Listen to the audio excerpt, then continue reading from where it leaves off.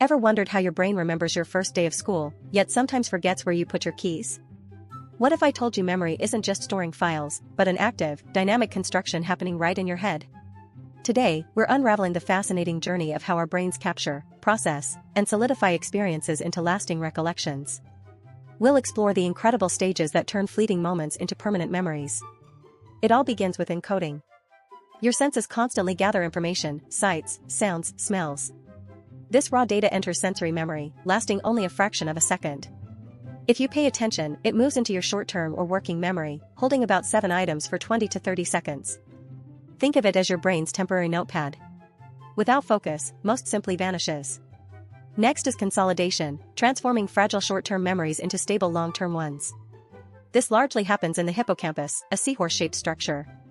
Neurons repeatedly fire, strengthening connections through long-term potentiation. Sleep plays a vital role, acting like a nocturnal librarian, filing new experiences into your brain's cerebral cortex for permanent keeping. Once consolidated, memories are then stored across various brain regions, not in one specific spot. Different types exist: episodic for events, semantic for facts, and procedural for skills. Retrieval is complex. Recalling isn't simply pulling a file. Each time you remember, the pathway reactivates and reconsolidates, potentially making the memory susceptible to modification, a subtle mental re-edit. So, from initial sensory encoding to hippocampal consolidation and distributed storage, memory formation is a dynamic, multi-stage process shaping who we are. It's a testament to your brain's incredible plasticity.